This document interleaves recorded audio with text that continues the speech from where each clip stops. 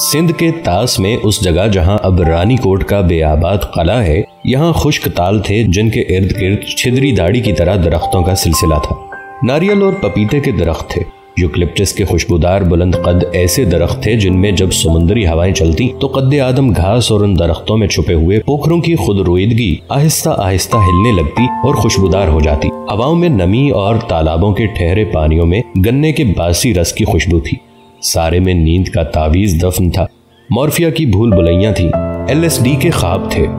اس بار چیل جاتی نے کانفرنس سے بہت پہلے جنگل کے تمام پرندوں کو اپنا ہم زبان بنا لیا۔ وہ بھاری اکثریت سے جیت جانے کی امید لے کر آئے تھے۔ کالی کلیچی، مہرلاٹ، قاز، ممولے، جنگلی تیتر سب چیلوں کی ٹکڑیوں میں گھسے بیٹھے تھے اور جانتے تھے کہ اس بار راجہ گدھ اور اس کے ہم مشربوں کو ضرور جنگل بدر کرنے کا حکم مل جائے گا۔ راجہ گدھ کو اپنی وکالت کے لیے وکیل ڈھونڈنے میں بڑی مشقت کرنا پڑی تھی۔ ریڑھ والے جانور اس کی باتوں کو دیوانہ پن سمجھتے، رینگنے والوں کے پاس پہنچا تو وہ اس کی بات نہ سمجھ سکے۔ تھک ہار کر اس نے گیدڑ کو اپنی پیروی پر رضامند کیا تھا، لیکن اتنے انتظار کے باوجود ابھی تک گیدڑ چوپال میں نہ پہنچا تھا۔ اب تو راجہ گدھ کے کٹھ میں بھی چہ گویاں ہونے لگی تھی۔ جس وقت سیمرغ کی سواری آئی، سارے میں آندھی چلی، لال آندھی جس میں چھوٹے چھوٹے کنکر، سرخ مٹی اور سوکھے پتے تھے۔ پھر بڑھ کے جٹاداری درخت پر جیسے بجلی گری، تمام جنگل سفید ہو گیا اور پرندوں کی آنکھیں چندھیا گئیں۔ اس کے بعد سارے میں امن اور شانتی پھیل گئی۔ سیمرغ نے 3 بار اپنے تن کی فارس جیسی بتی بجھائی اور سوال کیا، کیا ملزم حاضر ہے؟ حاضر ہیں آقا اور حکم کے منتظر ہیں، راجہ گدھ نے کہا۔ تجھے اپنی صفائی میں کچھ کہنا ہو تو کہہ، راجہ گدھ نے لجاجت سے نظریں جھکا کر کہا۔ گیدڑ میرا وکیل ہے آقا، وہی کچھ میری ترجمانی کر سکتا ہے۔ سارے جنگل میں خاموشی چھا گئی اور جنگل پار سے سانپوں کے پھنکارنے کی آواز سنائی دینے لگی۔ پھر نکال اپنے وکیل کو، کہاں ہے وہ؟ چیلوں کی ملکہ بولی۔ راجہ گدھ نے دور تک نظر دوڑائی اور لجاجت سے بولا، آقا ہمیں کچھ مہلت دے تاکہ ہمارا وکیل پہنچ جائے اور ہماری بے بسی پر روشنی ڈال سکے۔ اگر قصور ہمارا نکلا تو یقین رکھ ہمیں حکم کی ضرورت نہ ہوگی، ہم خود جنگل چھوڑ کر چلے جائیں گے۔ اللہ کی مخلوق کے لیے یہ کرۂ ارض تنگ نہیں ہے، ہمیں کہیں نہ کہیں جگہ مل جائے گی۔ چیلوں کو معلوم تھا کہ وہ عوام کو رام کر چکے ہیں اور گدھوں کی پشت پناہی کے لیے کوئی بھی تیار نہیں، حتیٰ کہ مینا بھی اس کا ساتھ چھوڑ گئی ہے۔ ایک چیل نے تنک کر کہا، اے راجہ گدھ، ہم اس وقت تک تیرا انتظار نہیں کر سکتے جب تک دوسری بار بنی نوع انسان تہذیب یافتہ ہو کر دوبارہ ایسے بم بنائے جو ایک ہی سانس میں میلوں تک بستیاں کھا جائیں۔ نکالنا ہے تو اب حاضر کر اپنے وکیل کو۔ اس وقت حبشہ کے دیس کی ایک بوڑھی گدھ بولی، سیمرغ، ہمارے وکیل پر جانوروں کا بہت دباؤ ہے، جانور اس معاملے سے الگ تھلگ رہنا چاہتے ہیں۔ ان کو خوف ہے کہ اگر جنگل بدر کی رسم پرندوں میں رواج پا گئی تو رفتہ رفتہ جانور بھی کوئی نہ کوئی الزام لگا کر جلا وطن کا طریقہ رائج کر دیں گے۔ وہ گیدڑ کو روک رہے ہیں کہ پرندوں کے معاملے میں دلچسپی نہ لے، لیکن ہمارا وکیل ارادے کا پکا ہے، آتا ہی ہوگا۔ اس وقت سرخاب نے پر جھاڑے اور توقیر سے بولا، عالی جناب، کچھ پرندوں کا خیال ہے کہ جنگل بدر کی سزا مناسب نہیں۔ جو جنگل کے لیے پیدا ہوئے ہیں انہیں یہیں رہنا چاہیے، جو پانی کے باسی ہیں ان کے لیے پانی افضل مقام ہے۔ اگر ہم اللہ کے بنائے ہوئے قانون میں دست درازی کریں گے تو وہ کسی نہ کسی عذاب کی شکل میں ہمیں سزا ضرور دے گا، اور ہماری کئی ذاتیں ایسے معدوم ہو جائیں گی جیسے پرانے زمانے کے پہاڑ پیکر جانور۔ چیلوں کی ملکہ تمتراق سے سارے میں گھومی اور چلا کر کہنے لگی، ان پرندوں کی نشاندہی کی جائے جو اس طرح سوچتے ہیں، ہم ان سے بحث کرنا چاہتے ہیں۔ سرکاری وکیل نے جزبز ہو کر کہا، افسوس، ان کمزور پرندوں کا نام نہیں لیا جا سکتا، رازداری میں بتائی گئی بات کو افشا کرنا میرا منصب نہیں۔ اس بات پر چیلوں کی ٹکڑی میں پر پھڑکانے کی صدائیں بلند ہوئیں اور بھانت بھانت کی چہکار سے خشک تال گونج اٹھا۔ تھوڑی دیر بعد سرخاب نے مجمع کو کنٹرول کر کے کہا، اور کچھ پرندوں کا یہ بھی خیال ہے کہ جو ہی گدھ جنگل سے باہر نکلے یہ شہروں میں رہیں گے، پھر انسان ان کو بھی ویسے ہی استعمال کرے گا جیسے وہ صدیوں سے گدھے، گھوڑے، بیل اور دودھ دینے والے جانوروں کو زیر استعمال لاتا رہا ہے۔ آہستہ آہستہ انسان تک ہمارے وہ تمام راز پہنچ جائیں گے جو آج تک محفوظ ہیں، وہ ضرور پرندوں کی بولی سیکھ لے گا۔ تنزانیہ کا کیسری میکاؤ اٹھا اور مؤدب لہجے میں بولا، جنگل والے خامخواہ انسان سے خائف ہیں، ہم آبنوسی انسانوں میں رہتے ہیں، وہ بڑی شرافت سے ہمارے ساتھ گزر بسر کرتے ہیں۔ آقا، کرگس جاتی اگر شہروں کو جاتی ہے تو جانے دے، ہمیں فکر نہیں کرنا چاہیے، کیونکہ اول و آخر انسان ہی اللہ کا خلیفہ ہے اور ہم سے زیادہ جانتا ہے۔ سیمرغ نے 3 بار فارس کی بتی بند کی اور گویا ہوا، تو ٹھیک کہتا ہے، میں جانتا ہوں صرف انسان ساکن ہے، کائنات کی باقی تمام اشیاء متحرک ہیں، کیونکہ انسان مطلوب ہے اور باقی ہر شے طالب۔ افسوس انسان نے اپنے آپ کو مطلوب کی جگہ سے ہٹا کر طالب بنا لیا ہے، اسی لیے گردش میں ہے، ورنہ وہ اس قدر دیوانے پن کا شکار نہ ہوتا اور اب تک اللہ کی رضا کو پا لیتا۔ اس وقت چیل جاتی کے ایک ہواری سارس نے کہا، آقا، انسان طالب ہو یا مطلوب، متحرک ہو یا ساکن، فرزانہ ہو کہ دیوانہ، نجات کو پہنچنے والا ہو کہ تباہی سے ہمکنار ہونے والا، ہم کو انسان سے غرض، انسان کے گرد گھوم کر ہمیں کچھ حاصل نہ ہوگا۔ سیمرغ نے کہکہا لگایا، ناریل کے درخت اس کہکہے سے لرزنے لگے۔ سنو، اس احمق کی بات سنو، بے وقوف، اس کائنات کے جو بھی فیصلے ہوتے ہیں اور جو بھی فیصلے ہوں گے، کسی نہ کسی طرح آخر میں انسان ان سے متاثر ہوتا ہے یا انہیں متاثر کرتا ہے۔ اس وقت گیدڑ تال میں ایسے اترا جیسے شیر سرکس کے پنجرے میں حاضر ہوتا ہے۔ سارے میں سناٹا چھا گیا۔ گیدڑ نے اپنی گپھے دار دم کے ساتھ 3 بار کورنش ادا کیا اور پھر بڑ کے درخت کی طرف چہرہ کر کے گویا ہوا، اے پرندوں کے بادشاہ، میں صورتحال سے اچھی طرح واقف نہیں کہ جو کچھ مجھ تک پہنچا وہ ملزم کی زبانی تھا۔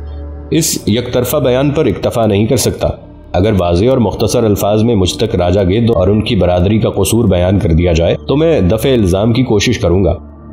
چیل ملکہ نے جلال میں آ کر کچھ کہنے کو زبان کھولی، لیکن سرخاب نے اسے روکا اور بیان کیا، سن گیدڑ، اس روئے زمین پر چرند پرند، حیوان، انسان سب خیر و برکت سے رہتے تھے، صرف انسان فتنے سے خالی نہیں۔ اس نے اپنی عقل سے اپنے آپ کو متمدن کیا اور پھر اسی عقل کا سہارا لے کر ایسے ہتھیار ایجاد کیے جن سے بستیاں اجاڑ، مرغزار تباہ اور اللہ کی زمین پر فساد پھیلا۔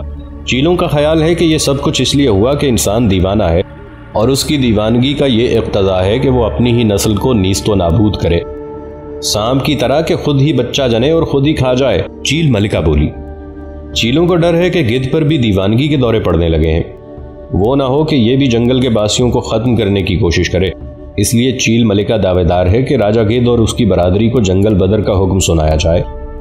گیدڑ نے پنجے سے اپنی ناک کھجلائی اور تحمل سے بولا، کیا تو وضاحت کر سکتا ہے کہ دیوانگی کیا چیز ہے؟ سرخاب نے مدد طلب نظروں سے ملکہ چیل کی طرف دیکھا۔ ملکہ چیل بولی، ہاں، دیوانگی کی کچھ علامتیں ہیں۔ جو ذی روح اپنے آپ کو یا اپنے ہم جنسوں کو خود ختم کرنے کی کوشش کرے وہ دیوانہ ہوتا ہے۔ گیدڑ نے دونوں ہاتھوں کو جوڑ کر کہا، تو کیا گدھ خودکشی کا یا پھر قتل کا مرتکب ہوا؟ چیل جاتی میں تھوڑا سا خوف پھیل گیا۔ ابھی نہیں، ابھی آغاز ہے، ابھی گدھ دیوانگی کے انجام کو نہیں پہنچا، ابھی چاند راتوں میں پچھلے پہر یہ تالوں میں آوارہ پھرتا ہے، ایسی آوازیں حلق سے نکالتا ہے جیسے تپتے ہوئے لوہے پر پانی کے چھینٹے۔ یہ دیوانگی کا آغاز ہے۔ فاضل جج دیکھے گا کہ بہت جلد راجہ گدھ اس انتہا کو پہنچنے والا ہے۔ یہاں پہنچ کر آج کے انسان نے اپنے ہم جنسوں کو ختم کرنے کی کوشش کی ہے، پھر کوئی طاقت اسے جنگل کے جانوروں کو ختم کرنے سے نہیں روک سکے گی۔ کیا یہ گدھ ہمیشہ سے دیوانہ تھا؟ نہیں، پہلے یہ ایسے نہیں رہتا تھا جیسے اب رہتا ہے۔ اس کی اڑانیں بھی تھکا دینے والی تھیں اور یہ بھی رزق حلال کھاتا تھا، لیکن اس نے کہیں چوری چوری رزق حرام کا تصور انسان سے سیکھا۔ انسان ہیلا جوئی اور مکر سے کماتا ہے، بھائی کا حق غصب کرتا ہے، اپنوں کی دشمنی میں غیروں سے مل کر کماتا ہے، صلہ رحمی کا خیال نہیں کرتا، ہر آنے والے مال کو ہاتھ سے جانے نہیں دیتا، بانٹ کر نہیں کھاتا بلکہ چھین کر کھاتا ہے، جو کھا نہیں سکتا اسے کتے کی طرح چھپا کر رکھ چھوڑتا ہے۔ حرام روزی کے انسان کو اتنے گر آتے ہیں جتنے گھونسلے بنانے کے طریقے ہمیں یاد ہیں۔ انسان پہلے رزق حرام سے واقف نہ تھا، نہ ہی راجہ گدھ کو اس کا علم تھا۔ بھوری لمڈوری جو تبن غبی تھی چلائی، بتا بتا، کیسے کیسے کیسے واقف ہوا؟ سرخاب اٹھا اور خطیب کی طرح گویا ہوا، صاحبو، رزق حلال کا مسئلہ اولاً جنت میں طے ہو چکا ہے۔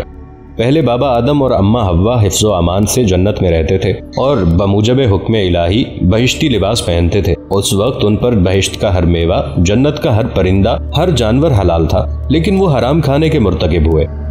حرام کیا ہے؟ وہ جس سے منع کر دیا جائے۔ حضرت آدم نے وہ گندم کا دانہ کھایا جس کی ممانعت کی گئی تھی۔ پہلی بار ان کے جسم میں منفی لہریں داخل ہوئیں۔ اب تک ان کی سرشت صرف نیکی کی طرف راغب تھی، اب اس میں تضاد شامل ہوا۔ اس بات سے تیرا کیا مطلب ہے؟ سرخاب وضاحت کر، چنڈول بولے۔ بات صرف اتنی ہے کہ جو کوئی رزق حرام کھاتا ہے وہ یا تو خود دیوانہ ہوتا ہے یا اس کی آنے والی نسلیں بعد کو دیوانہ ہو کر رہتی ہیں۔ اب چیل جاتی بہت خوش ہوئی اور چلائی، جنگل بدر، جنگل بدر، جس طرح حضرت آدم جنگل بدر ہوئے ویسے ہی وہی سزا، جنگل بدر، جنگل بدر۔ بول، کیا تو دیوانہ ہے؟ راجہ گدھ سے سیمرغ نے سوال کیا۔ ہاں آقا، کبھی کبھی چاند راتوں میں جب میں اونچے چھتنارے درختوں پر بیٹھتا ہوں، خود بخود میرا جسم گر پڑتا ہے اور میری حالت کسی طرح اپنے بس میں نہیں ہوتی۔ میں ایسی راہوں میں جا نکلتا ہوں جن کی کوئی سمت نہیں ہوتی۔ کیا تو رزق حرام کھانے کا مرتکب ہوا؟ سیمرغ نے سوال کیا۔ ہاں آقا، میں حرام رزق کھانے کا مرتکب ہوا۔ میں اپنا شکار خود نہیں کرتا، لیکن میں یہ نہیں کہہ سکتا کہ مجھ میں دیوانگی اس رزق حرام کھانے کی وجہ سے پیدا ہوئی کہ دیوانگی نے مجھے رزق حرام کھانے پر مجبور کیا۔ گیدڑ نے اپنی دم کو پٹک کر کہا، آقا یہ بات خلاف قانون ہے۔ میں یہاں گدھ کی وکالت کو موجود ہوں۔ جب تک بات مجھ سے طے نہ کی جائے راجہ گدھ سے باز پرس نہیں ہو سکتی۔ سرخاب نے حالات کو ہاتھ میں لے کر کہا، کیا کوئی وضاحت کرنا چاہے گا کہ راجہ گدھ نے انسان سے رزق حرام کھانا کیوں کر سیکھا؟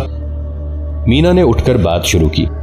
جب حضرت آدم نے توبہ کی اور ان کے رب نے توبہ قبول کی تو پھر دنیا میں حضرت آدم کے لیے تمام پاک اور طیب چیزوں کو مہیا کیا گیا، لیکن وہ رزق حرام جو وہ بہشت میں کھا چکے تھے اس کے اثرات ان کی نسلوں میں آگے کی طرف بڑھنے لگے۔ یہی رزق حرام کھانے کی سزا مقرر ہوئی تھی، حتیٰ کہ جب قابیل نے حابیل کو قتل کیا تو حضرت آدم کے لہو میں چھپی ہوئی دیوانگی باہر نکلی۔ یہ ضروری ہے آقا، رزق حرام کا اثر پشت ہا پشت جاتا ہے۔ جس وقت کوے نے قابیل کو لاش ٹھکانے لگانے کے گر سمجھائے تو انسان نے اپنی فہم و فراست سے جانا کہ پرندے بے وقوف ہیں اور راز اگلنے میں ثانی نہیں رکھتے۔ اس وقت انسان نے طے کیا کہ وہ نباتات، جمادات، چرند پرند، حیوانات سب کو اپنے تابع کر کے رہے گا آقا۔ جس وقت کوے نے حرص و رغبت، حسد و کینہ کا سبق انسان سے سیکھا، اسی وقت راجہ گدھ نے انسان سے رزق حرام کھانے کا سبق سیکھا۔ یہ لمبی داستان ہے آقا، بہت لمبی، لیکن اتنی بات طے ہے کہ یہ جو کچھ بھی دیوانگی اس وقت گدھ کا مقصوم ہے، یہ سبق اس نے صرف انسان سے سیکھا ہے۔ گیدڑ نے سارے پنڈال میں 3 چکر لگائے اور پھر سر جھکا کر بولا، اتنی بات طے ہے آقا کہ گدھ نے دیوانگی کے الزام کو قبول کر لیا ہے۔ کیا میں ٹھیک سمجھا ہوں؟ ٹھیک ٹھیک ٹھیک، ترائی سے آوازیں آئیں۔ اور اس دیوانگی کی وجہ وہ رزق حرام ہے جو گدھ کھاتا ہے۔ وہ عرصے سے مردار پر پل رہا ہے اور اپنا شکار خود نہیں کرتا۔ اسی رزق حرام نے اس کے لہو میں فساد کی وہ شکل پیدا کر دی ہے جسے پاگل پن کہتے ہیں۔ کیا میں ٹھیک سمجھا ہوں؟ ٹھیک ٹھیک ٹھیک، بلند درختوں سے آواز آئی۔ اور چیل جاتی کا خیال ہے کہ جو کوئی بھی حرام رزق کھاتا ہے اگر خود دیوانہ نہیں ہوتا تو اس کی آنے والی نسلیں اس سے ضرور متاثر ہوتی ہیں۔ اس کے لہو کی ساخت کچھ اس طور پر بدلتی ہے کہ بالآخر دیوانہ پن اسی رزق حرام کی وجہ سے اس کی پشتوں میں ظاہر ہونے لگتا ہے۔ کیا میں ٹھیک سمجھا ہوں؟ ٹھیک ٹھیک ٹھیک، پہاڑوں سے آواز آئی۔ سوچ لو عادلو، عاقلو، الزام درست ہے، لیکن ایک بات قابل غور ہے۔ کیا یہ مسئلہ سرشت کا تو نہیں؟ کیا کوئی پرندہ، کیا کوئی جانور اپنی مرضی سے رزق حرام کھا سکتا ہے؟ غور طلب بات صرف اتنی ہے کہ کیا گدھ جاتی کی سرشت میں حرام کھانے کی ترغیب پہلے سے موجود تھی کہ اب پیدا ہوئی؟ عقل کے استعمال سے اس نے حرام کھایا؟ سوچ لو صاحبو، سرشت کی مطابقت گناہ نہیں۔ آپ سب کو سوچنا پڑے گا کہ کیا گدھ جاتی اپنی مرضی سے رزق حرام پر راغب ہوئی کہ یہ اس کی سرشت کا مسئلہ تھا؟ کہیں ہم اس کے رب اور اس کے درمیان دخل در معقولات کرنے والوں میں سے نہ ٹھہریں۔ سرشت کا معاملہ بے ڈب ہے۔ تمام پرندے اللہ کی دی ہوئی سرشت کے سہارے زندگی بسر کر رہے تھے۔ اپنی جبلت سے پرے ان کی زندگی اندھیر تھی۔ وہ ہولے ہولے ٹکڑیوں میں اڑنے لگے۔ سارے میں یہ بات پھیل گئی کہ پرندے اپنی عقل سے اللہ کی دی ہوئی سرشت سے بغاوت کر رہے ہیں۔ سانپ دیر تک جنگل میں رینگ رینگ کر یہ خبر سب کو سناتے رہے۔